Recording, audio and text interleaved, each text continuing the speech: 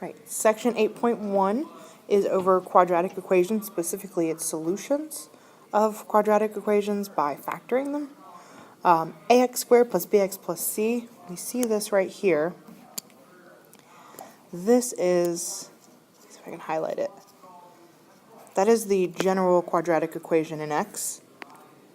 It's also a quadratic function. Alright, example 1 is example of quadratic equations.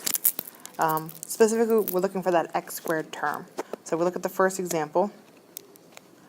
We have x squared minus 4x minus 5 equals 0. Notice that's in the general form because it equals 0 on the right, and it's got our x squared term in there. We may also see something where it looks like this. We still have the x squared term, so that's good. We're missing that middle term, that x term. So in this case, a would be 3, if we're going back to that kind of standard form on the previous slide, a would be 3, b we don't have, so that's 0, and c would be negative 6. Another example, you might see it written like this: 2x squared plus 7x equals 0. And here, the 2x squared is our x squared term there, so we're good. It is quadratic. A would be 2, b is 7. We don't have a c, so c is 0. Another example you might see looks like this. We've got m minus 3 in parentheses, so this quantity times x squared minus mx plus 7 equals 0. In this case, it's kind of cool, but this quantity here, m minus 3, that's our a. Negative m is b, and c would be 7. It's helpful for doing this, labeling a, b, and c when we do the quadratic equation later. But another example, we've got 4x squared minus 2x equals x squared. Here we've got the x squared on the right side, doesn't equal 0, so we have to kind of do some solving, some rearranging things first. So we want to minus the x squared on both sides. So it equals 3x squared minus 2x equals 0. And then one more example on the next slide. Our last example of what a quadratic equation could look like is x plus 1 squared equals 4. Now here the first step, you want to FOIL that x plus 1 out. So let's see, a quick FOIL, we got x squared plus 1x plus another 1x plus 1. Bring down that equals 4. So we combine like terms, we've got x squared plus 2x plus 1 equals 4, minus that 4 over because we wanted to equal 0.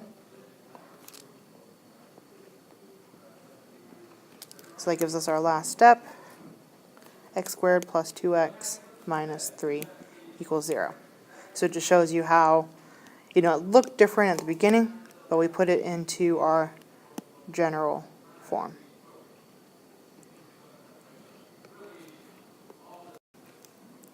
Alright, example 2, it just gives us examples of functions or equations that are not quadratic. For instance, we've got bx minus 6 equals 0. Can you see why that's not quadratic? It's missing an x squared term. This one will be linear because it just has x. We could also have x cubed minus x squared minus 5 equals 0. Again, this one's not quadratic because of the x cubed term. It's got the x squared, but it goes up to that x cubed one, so it's not going to be quadratic. You also may have some that look like they're quadratic, like this guy. X squared plus x minus 7 equals x squared. It's not quadratic because this x squared term on the right, you want to move that to the left, but notice it cancels out on the left as well, and you're left with x minus 7 equals 0, which again is missing an x squared term, so it's linear. Alright, solutions of an equation. This consists of all numbers, which when substituted into the equation give equality. That's the kind of the textbook.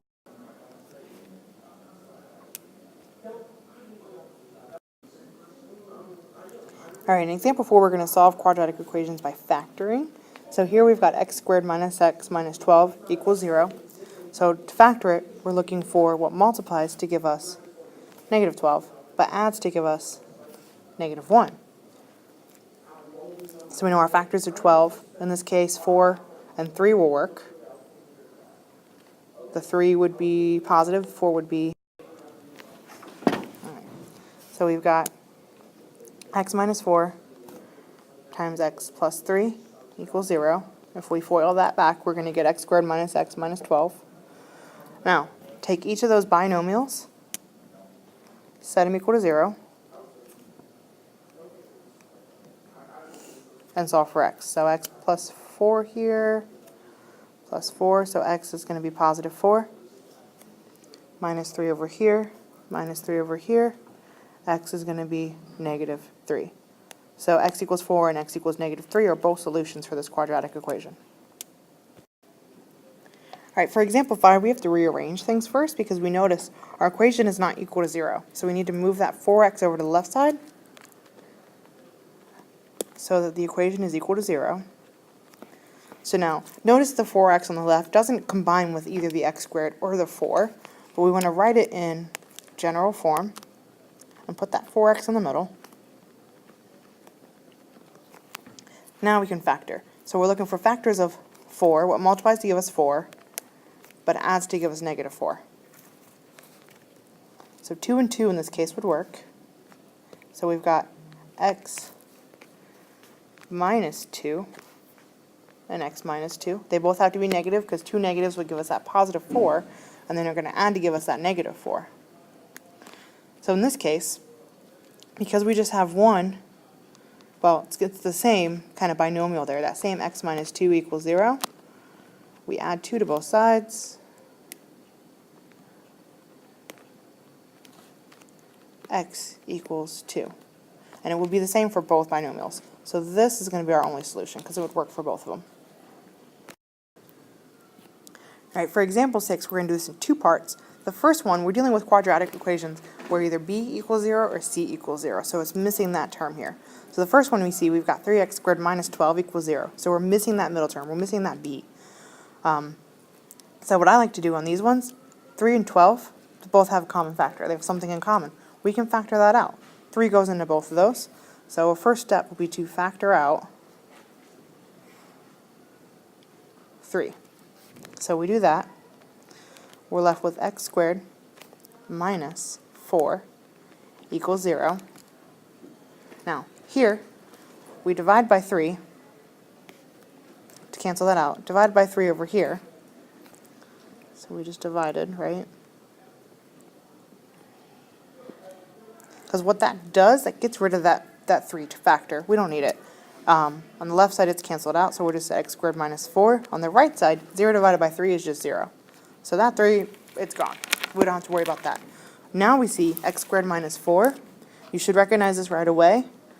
That factors into a difference of 2 squares. So square root of x, square root of 4, is going to be x and 2. So it's x minus 2 and x plus 2 is how that factors. And then so you see that our two answers will have x minus 2 equals 0 or x equals 2, and then x plus 2 equals 0 or x equals negative 2.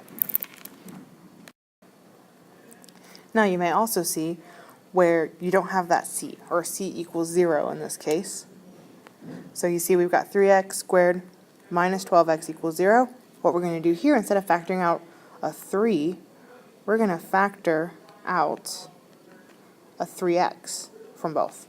So watch when we do this. So we have 3x. This equals x minus 4.